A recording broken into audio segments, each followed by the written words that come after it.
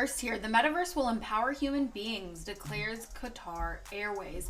Qatar Airways announced the launch of its first Metaverse experience, CLOCKWISE. This virtual reality platform allows interested parties to visit and navigate the premium check-in area at the International Airport of Hamad, or HIA, in a virtual environment. CLOCKWISE is the company's first step into the Metaverse. They said that they want to develop their virtual environment initiatives as they believe that the Metaverse will play a big part in human relations in the future. CLOCKWISE believes that the future is virtual. The Metaverse will empower human beings to expand their horizons and break their limits by challenging the most basic methods that were once limitations. The company states that its entry into the Metaverse is in response to its passengers' desires for content that is immersive and can help them make decisions about buying tickets. Additionally, passengers are often interested in exploring the aircraft they will be flying on. CLOCKWISE aims to change the way passengers make their shopping choices, company representatives stated.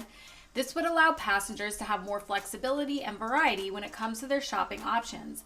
The company plans to further improve its Metaverse platform by adding more functionality, places, and interaction.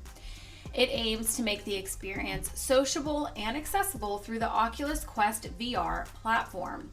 It also intends to include the purchase of tickets for physical flights and the choice of seats on real aircraft through the Metaverse. The company noted that actions in Metaverse gateways like Decentraland and the Sandbox may occur in the future. CLOCKWISE is currently focusing on creating their Metaverse rather than investing in Decentraland or Sandbox. That's pretty cool. They're creating their own. It seems like this is going to be a really cool real-life application on how to connect the Metaverse and things that people do all the time, like flying. However, they're not ruling out investing in the Decentraland or Sandbox in the future. They continue to explore how they can develop this area and strategically incorporate NFTs into CLOCKWISE. Last year, Qatar Airways became the first airline in the Middle East to adopt the IATA blockchain digital passport in partnership with the International Air Transport Association, or IATA. Recently, the U.S. Air Force also announced its entry into the Metaverse and filed a trademark application for an initiative called Spaceverse. While details of the order and what the Spaceverse are scarce, the order highlights that this will be a virtual reality training, testing, and operations environment for the U.S. Defense Agency. That is pretty cool. Government is definitely becoming more and more apt into, keeping up with technology and adapting with the times. They still have a long way to go. Up next here, appeals court rules Do Kwon Terraform Labs must heed SEC subpoena served in September. A U.S. appeals court has rejected Do Kwon's challenge to a subpoena from the Security and Exchange Commission. The SEC is seeking documents and testimony relating to its investigation into whether Terra may have used the Mirror protocol to sell unregistered securities. In September 2021, Kwon was served with a subpoena while he was attending a conference in New York City. In an October filing, Kwon claimed that the SEC had violated its own rules, the Administrative Procedure Act, and other regulations by serving the subpoena in person. He later also disputed the court's jurisdiction over the case due to Terraform's lack of contact with the United States. That court rejected those claims in February. The appeals court ruled that the subpoena was valid and that the SEC could serve Terraform as a corporate entity through Kwon. Furthermore, the appeals court found that the district court had jurisdiction over Terraform Labs and Kwon. In May 2021, the SEC started working with Terraform and Kwon on this case, as stated in the petition filed in October. The SEC emailed Kwon asking for his help with their investigation, and Kwon agreed to talk to SEC attorneys in July. Terraform's lawyers were already talking to the SEC when the subpoena was served. In addition to the collapse of the $40 billion Terra ecosystem, Kwon and Terraform have been charged with tax evasion and market manipulation in South Korea. A local media outlet tied Terraform with money laundering in a May 30th report. A series of tweets a week earlier also leveled charges of malfeasance against Terraform. According to Bloomberg, the SEC is investigating whether Terraform violated any investor protection regulations prior to the company's collapse. Terraform issued a statement to Bloomberg saying that it was not aware of any such investigation. So it's pretty interesting, when something happens, it's like they're going to go after him for everything. Oh, everything was fine. I mean, from the public eye, and now money laundering, now market manipulation, now tax evasion. It's like they just jump all in and see what they can get. So we'll see how that pans out. Up next here, anonymous hacker served with restraining order via NFT. The law firms of Holland and Knight and Bluestone have served a defendant in a hacking case with a temporary restraining order through a non-fungible token, marking the first known legal process to be facilitated by an NFT. An NFT known as a service token or service NFT was given to an unnamed defendant as part of a hacking case against LCX, a Liechtenstein-based cryptocurrency exchange. LCX was hacked in January for approximately $8 million, with the attack affecting the platform's hot wallets and resulting in the loss of Ether, USD Coin, and other cryptocurrencies. On June 7th, LCX reported that 60% of the stolen funds had been frozen, with investigations underway in Liechtenstein, Ireland, Spain, and the United States. $1.3 million in USDC was frozen by the Sender Consortium, an organization founded by USDC issuer Circle and crypto exchange Coinbase, based on a court order from the New York Supreme Court. LCX stated that the funds were laundered via the crypto mixer Tornado Cash, but they were later able to be traced through algorithmic forensic analysis. This analysis also allowed them to identify wallets associated with the hacker. Using the findings from the investigation, the law firms of Holland and Knight and Bluestone served the anonymous defendant with a temporary restraining order.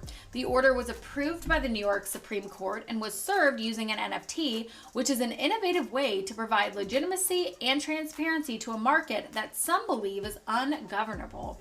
LCX stated that this method provides a way to ensure that the market is not ungovernable. So that's interesting. I mean, I wonder if they're going to start using NFTs for this type of thing in the future. You would think that whoever is getting the restraining order, like against them even, would need to be familiar with NFTs, but who knows? Up next here, Jack Dorsey and Jay-Z collaborate on Bitcoin Brooklyn educational program. New York hip-hop artist and producer Jay-Z has teamed up with Cash App founder Jack Dorsey to launch the Bitcoin Academy, an educational initiative promoting the belief that knowledge is power. The educational program is only available for residents of the Marcy Project public housing complex in New York City. It will start on June 22nd and end on September 7th. There will be options for both in-person and online attendance. The purpose of the program is to improve access to financial information and create inclusive opportunities. Led by educators Lamar Wilson of the Black Bitcoin Billionaire and Naja J. Roberts of the Crypto Blockchain Plug, this course will explore the necessity, utility, and vision for Bitcoin, as well as general financial literacy. The Crypto Kids Camp will be present on 2 of the Saturday events where children aged 5 to 17 are encouraged to attend. If any adults attend, they will receive a portable Wi-Fi hotspot device, a 1-year limited data plan, and a smartphone if necessary. Jack Dorsey, the CEO of Twitter, recently announced that his other company, Square, is working on a project to develop a system that would allow people in third world countries to receive and spend Bitcoin. Dorsey said that he was inspired by the results of Bitcoin initiatives that have supported a small section of African and Central and South American populations. Like I said, when one starts doing it, a bunch of other people jump on. So this is good in this case. He stated that the overarching goal is to prove that making powerful tools more available to people enables them to build greater independence. In an effort to quell any fears of bias or crypto asset maximalism, Dorsey stated that the program aims to do more than just teach Bitcoin. Rather, it seeks to encourage conversations about long-term thinking, local economies, and self-confidence. Both Dorsey and Jay-Z, real name Sean Carter, are well-known advocates for cryptocurrency and Web3 technology. The former has worked to promote crypto through his Block and Cash App, while Carter is closely associated with his CryptoPunk avatar and is passionate about art and creativity on the blockchain. The duo co-own a multi-million-dollar music record label called Tidal. Last year, the label hinted that it wanted to integrate non-fungible tokens, or NFTs, into its streaming service. I think that would be a good idea for them. That is super exciting that they're offering this. I know it's such a small, limited amount of people that they're offering it to, but I think this just shows that there's going to be more education, more things like this coming in the future depending on the success of it, but I think that this will go well. Up next here, Chainlink brings keepers and VRF to the Avalanche blockchain. Chainlink's blockchain Oracle platform has launched 2 of its services, Chainlink Keepers and Chainlink Verifiable Random Function, or VRF, on the Avalanche primary network, a special subnet with the Avalanche platform. The Chainlink team announced on Thursday that they have completed their integration with Avalanche. This integration is meant to support developers using the Avalanche platform. Chainlink Keepers will allow developers to automate smart contract functions in a decentralized manner. Meanwhile, Chainlink VRF will provide a random number generator, or RNG, that can be used in many decentralized applications that require randomness. This is a big milestone for those building in Avalanche, said Eamon Goon-Searer, founder and CEO of Ava Labs. According to Searer, integration will simplify both the developer and user experiences. The Avalanche executive noted that this will also improve functionalities and designs within dApps. He stated that the Avalanche community is full of tireless builders and that their ability to rapidly build and ship applications at scale just became even easier. Sergey Nazarov, co-founder of Chainlink, also spoke about the new development. He said that the integration will allow developers to create smart contract apps that are fully automated and can use verified RNG for any application on the platform. Chainlink launched its second version of the VRF function in February. This function provides random numbers and cryptographic proof that the number was determined by combining block data and an Oracle's private key. Earlier in June, Chainlink launched its price feeds feature on the Solana blockchain. This function enables developers to use the BTC USD, ETH USD, and USDC USD price feeds within their applications. So if you're interested in Chainlink, following up on that, or Avalanche, some good news for you. We'll continue to update as we hear. We've been talking about Avalanche recently and just kind of what their new developments are. Last but not least here, crypto exchange Binance seeks critical licenses in the Philippines, CEO says. Changpeng Zhao, the CEO of crypto trading platform Binance, spoke about the company's plans to acquire 2 licenses that are necessary for their operations within the Philippines. Binance's CEO announced in a press briefing in Manila that the exchange is looking to obtain a virtual asset service provider license. This would allow the platform to legally facilitate the exchange of digital assets and the conversion of crypto to the Philippine peso. Zhao noted that in addition to the VASP, the trading platform is also working to acquire an e-money issuer license from Banco Central NG Filipinas. This license would allow Binance to issue electronic money. Binance CEO Changpeng Zhao discussed the firm's plans to expand its operations within the Philippines. According to Zhao, Binance is looking into forming partnerships and investing in banks that operate in the country. He said that they are interested in investing in traditional financial service centers, including payment service providers and banks. He added that they want to help bring those businesses into the blockchain world. Zhao pointed out that the exchange's decision to expand its operations in the country is due to recent progress in payment services and the country's greater understanding of cryptocurrencies.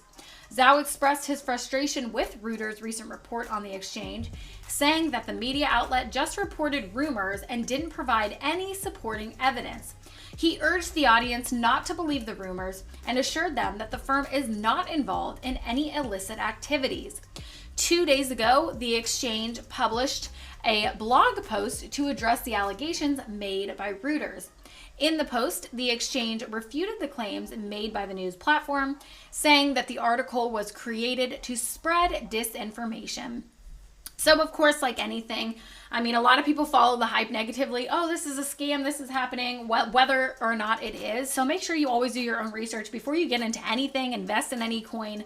But that is all we have for you today. Thank you so much for watching. Make sure to do your own research, again, before trading or investing. Nothing we say is financial advice. Make sure to like, subscribe, hit that notification bell, leave a comment on what you want to see in a future video, and we'll see you next time.